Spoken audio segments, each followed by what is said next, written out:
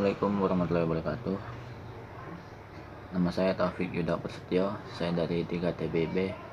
Dan pada kesempatan kali ini saya akan menjelaskan tentang pengertian hadis berdasarkan segi kuantitas dan kualitas. Video ini dibuat untuk memenuhi tugas akhir mata kuliah Ulumul Hadis oleh Pak Dosen Ishak Surya Nugroho. Penjelasan yang pertama yaitu mengenai klasifikasi hadis dilihat dari segi kuantitas perawi yang meriwayatkannya.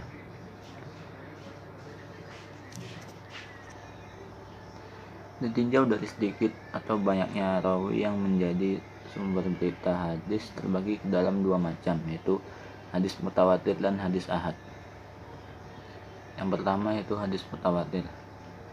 Definisi hadis mutawatir secara etimologis atau bahasa merupakan bentuk isim fa'il yang diambil dari kata tawat ta'ala yang berarti terus menerus atau bersambung. Sebagai contoh arti dari kalimat tawat ta'ala, al-mataru adalah hujan yang terus menerus. Sedangkan menurut istilah ada beberapa definisi yang diungkapkan oleh para ulama yang memiliki pengertian yang sama. Hadis mutawatir menurut Muhammad Al-Azzaz Al-Khuttabi dalam kitab Usul Al-Hadis yaitu hadis yang diriwayatkan oleh sekelompok orang yang menurut adat mereka mustahil berdusta dari sekelompok orang yang sama yang mustahil berdusta dari awal sanad sampai akhir sanadnya, dengan gambaran bahwa setiap tingkatan sanadnya jumlah perawi tersebut selalu banyak. Lalu definisi yang dikemukakan oleh Mahmud Al-Tuhan dalam kitabnya Tafsir Mustalah Al-Hadis yaitu hadis yang diriwayatkan oleh perawi yang berjumlah banyak menurut adat mustahil mereka berdusta. Dan dari pengertian di atas dapat diambil kesimpulan bahwa yang disebut dengan hadis mutawatir adalah hadis yang diriwayatkan oleh rawi yang banyak dalam setiap tobakohnya yang menurut akal rawi-rawi tersebut mustahil bersepakat untuk melakukan kebohongan. Lalu syarat-syarat hadis mutawatir. Diriwayatkan oleh sejumlah rawi yang banyak dalam setiap tobakohnya. Para ulama berbeda pendapat tentang jumlah minimal rawi hadis mutawatir. Pendapat yang paling banyak dipegang oleh para ulama tentang batas minimal rawi hadis mutawatir dalam setiap tobakohnya adalah pendapat Al-Uslukhri, yaitu 10 orang. Lalu jumlah rawi yang banyak tersebut didapati dalam setiap tobakoh. Rawi tersebut menurut akal mustahil berdusta karena berasal dari berbagai negeri, jenis kelamin, mazhab, dan yang lainnya. Berita yang mereka riwayatkan dihasilkan dari indera yang mereka miliki, seperti menggunakan kata-kata ra'aitu, aku melihat. Lalu kemudian adalah kedudukan hadis mutawatir. Hadis mutawatir termasuk hadis yang qat'i al-subut, sehingga harus dipercayai dan diyakini kebenarannya tanpa harus meneliti keadaan para rawinya. Bahkan menurut Ajat Al-Khuttabi, orang yang mengingkari hadis mutawatir dikategorikan orang kafir.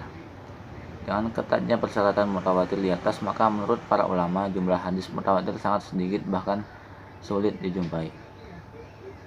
Kemudian pembagian hadis mutawatir. Bagian hadis mutawatir terbagi atas dua bagian, yaitu yang pertama mutawatir lazwi, yaitu hadis yang lafaz dan maknanya mutawatir, artinya lafaz dan makna hadis tersebut asli dari Rasul yang diriwayatkan oleh rawi yang banyak di setiap tobakohnya. Lalu yang kedua yaitu mutawatir maknawi, yaitu yang maknanya saja yang mutawatir sementara lafaznya tidak, seperti hadis tentang Rasul mengangkat tangan ketika berdoa. Setidaknya ada 100 hadis-hadis menyatakan bahwa ketika berdoa Rasul mengangkat tangannya, tetapi hadis tersebut berbeda-beda. Kemudian kitab-kitab yang menggunakan hadis mutawatir. Para ulama telah mengumpulkan hadis-hadis mutawatir secara khusus dalam satu kitab yang bertujuan agar mudah merujuknya.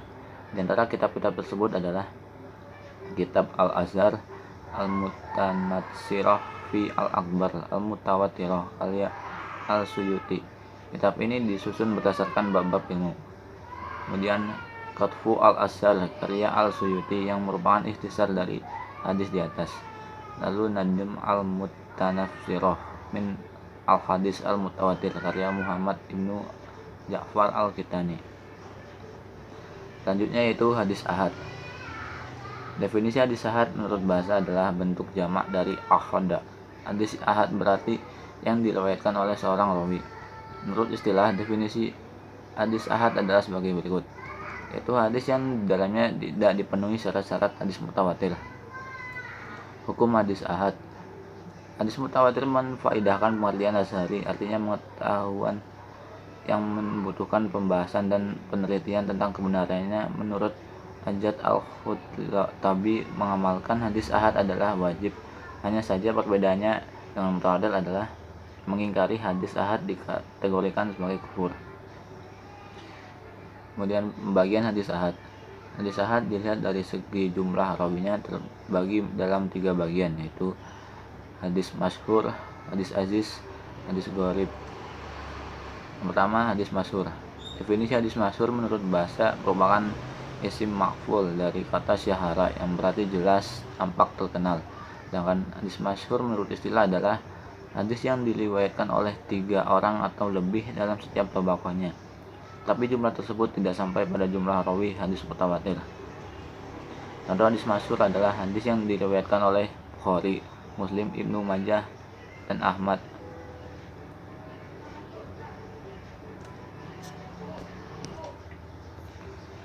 Lalu ada hukum hadis masyhur.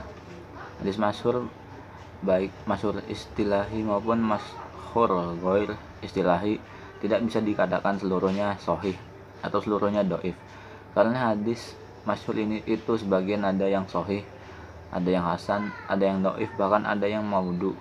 Tapi kalau masyhur disebut masyhur istilahi dan memenuhi semua persyaratan, maka derajatnya melebihi hadis aziz atau gharib. Kemudian kitab-kitab hadis masyhur. Yang dimaksud dengan hadis-hadis masyhur di sini adalah kitab-kitab yang mengumpulkan hadis masyhur ghair istilahi.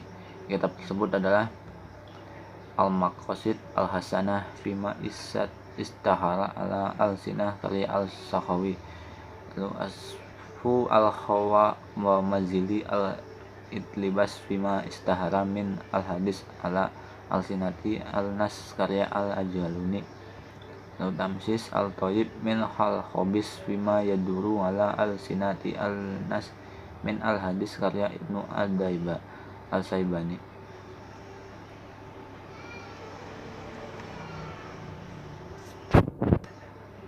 Yang berikutnya yaitu pembagian hadis dilihat dari segi kualitas perawi. Kabar ahad seperti yang telah disebutkan dalam pembahasan sebelumnya, baik yang masyhur, aziz ataupun yang gharib, dilihat dari segi diterima atau tidaknya, kuat atau lemahnya, terbagi atas 2 bagian, yaitu hadis maqbul dan hadis mardud. Yang pertama, hadis maqbul. Definisi hadis maqbul menurut M. Ajaz al-Khutabi yaitu hadis maqbul adalah hadis-hadis yang di dalamnya terpenuhi syarat-syarat diterimanya suatu hadis. Bagian hadis maqbul. Secara garis besar, hadis maqbul terbagi ke dalam 2 bagian, yaitu hadis sahih dan hadis hasan. Masing-masing dari hadis sahih dan hasan terbagi ke dalam 2 bagian, yaitu lizatihi dan lighairihi, sehingga jumlahnya menjadi 4 bagian sebagai berikut: sahih lizatihi, hasan lizatihi, sahih lighairihi, dan hasan lighairihi. Selain pembagian hadis di atas, makbul juga terbagi dalam 2 bagian, yaitu makbul ma'mulun bih, hadis makbul yang boleh diamalkan, dan makbul ghair ma'mulun bih, hadis makbul yang tidak boleh diamalkan. Lalu ada hadis sahih. Definisi hadis sahih menurut bahasa berarti sehat atau mulus. Kata sahih merupakan lawan dari kata sakom, artinya sakit.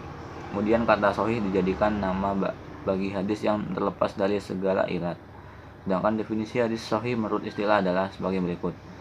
Definisi yang dimukakan oleh Mahmud At-Tuhan dalam kitabnya Tafsir Muslah Al-Hadis, yaitu hadis yang sanadnya bersambung, yang diriwayatkan oleh rawi yang adil dan dobit, dari rawi yang sama, adil dan dobit, dari awal sanad sampai akhirnya, serta tidak syad dan tidak ada ilat.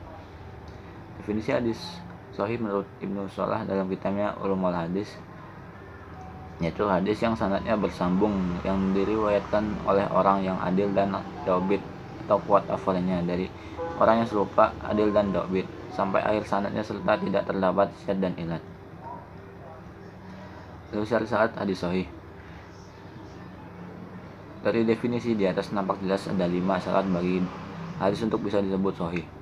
Yaitu yang pertama, sanadnya bersambung. Artinya setiap rawi dari rawi-rawi tersebut mengambil hadis secara langsung dari orang yang berada di atas tabaqahnya mulai dari awal sampai akhir sanadnya. Para perawinya yang orang adil, artinya setiap rawi dan rawi-rawi hadis tersebut adalah Islam, balik, berakal, tidak fasik dan selalu menjaga muru'ah. Kuat hafalannya, baik disebabkan ia menghafalnya atau ia mencatatnya. Hadis tidak syad, artinya hadis tersebut tidak menyalahi bertentangan dengan hadis yang diriwayatkan oleh orang thiqat. Dalam hadis tersebut tidak terdapat ilat. Contoh hadis sahih. Hadis sahih yang diriwayatkan oleh Al-Bukhari dalam kitab sahihnya yaitu hadis yang disebabkan karena sanadnya bersambung, yaitu setiap rawi dalam hadis tersebut meriwayatkan hadis yang diriwayatkan dari gurunya walaupun Malik dan Ibnu Syihab menggunakan redaksi an tetap dianggap muttasil atau bersambung karena kedua-duanya merupakan rawi yang adil. Rawi-rawi dalam hadis tersebut merupakan rawi yang adil dan dobit, sifat yang dinilai oleh ulama jar wa tadil berikut, yaitu Abdullah bin Yusuf sikatun munqanun, Malik bin Abbas imanun hafizun, Ibnu Syihab al-Zuhri faqihun hafidun mukanun ala jalalatihi wa itqanihi, Muhammad Ibnu Zubair sikatun, dan Jubair Ibnu Matham seorang sahabat. Hadis tersebut tidak syad atau tidak bertentangan dengan hadis yang lebih kuat. Dalam hadis tersebut tidak ada ilat. Lalu hukum mengamalkan hadis sahih. Para ulama dari semua kalangan ulama hadis, ahli usul dan ahli fikih sepakat mengamalkan dan berhujjah dengan hadis sahih. Hukumnya adalah wajib. Bahkan menurut mereka hadis sahih merupakan salah satu dalil syariat. Ya, sekiranya itu penjelasan yang dapat saya sampaikan. Kurang lebihnya mohon maaf. Wassalamualaikum warahmatullahi wabarakatuh.